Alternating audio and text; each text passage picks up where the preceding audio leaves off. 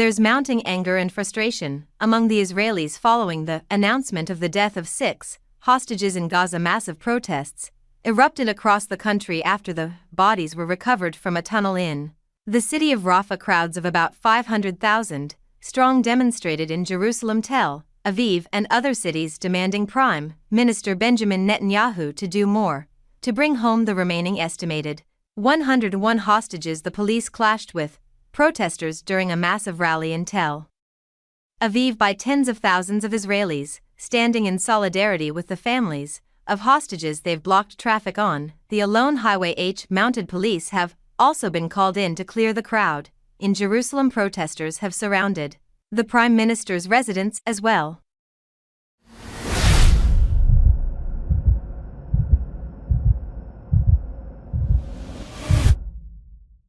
There are still 101 hostages, is being held. 6 were alive last week from what I understand, at least up until 48 hours before they were executed in captivity, so I hold everyone accountable, him along with every stakeholder in the negotiation process.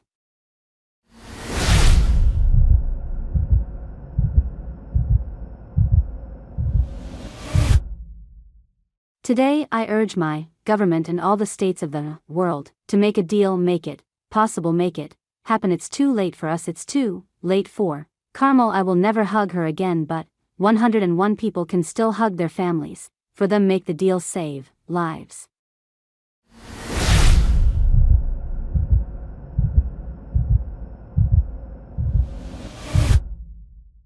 Nathan has made it clear Israel would not rest until it catches all those responsible.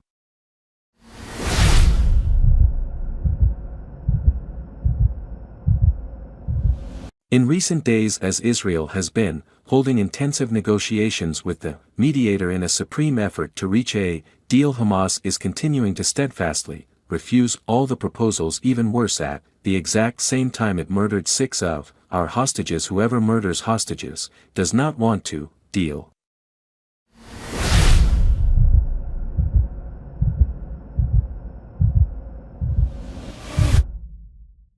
Now this after reports quoted a senior Hamas official as saying that Israel, in its refusal to sign a ceasefire agreement, was to blame for the deaths. Hamas's Sami Abouri said that Israelis should choose between Netanyahu and the deal. Meanwhile, U.S. President Joe Biden said he was devastated and outraged by the death of the 23-year-old Israeli-American Goldberg, Poi, and other hostages. However, he said he's still optimistic about a ceasefire deal. According to reports, the United States is in talks with Egypt and about a final take it or leave a deal that it plans to present the parties in the coming weeks. A senior administration official quoted in the reports said the failure of the two sides to accept the deal would mark the end of the US-led negotiations. Meanwhile, to build pressure on Netanyahu, the head of Israel's biggest labor union has called for a general strike. The one-day general strike, called the Einan Bar David, the head of the Hindu Trust Union, is being backed by Israel's main manufacturers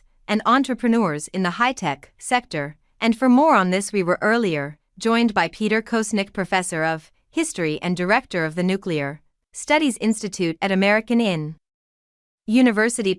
Listen to what he had to say.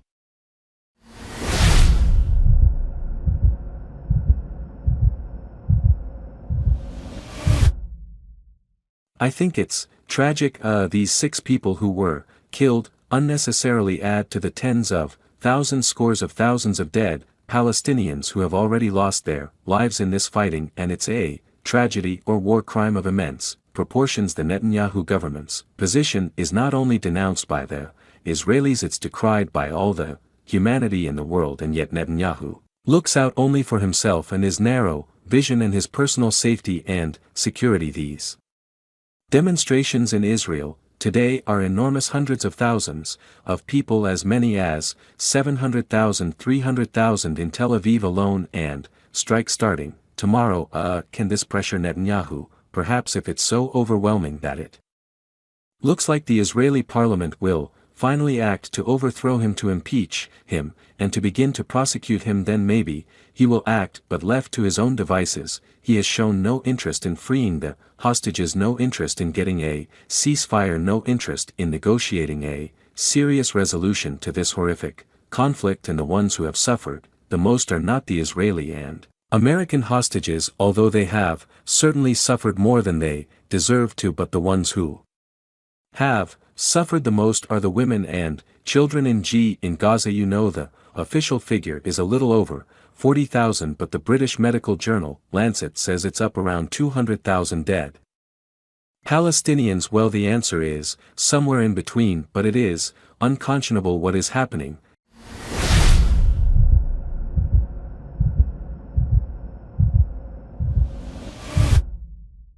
Thanks for watching this video.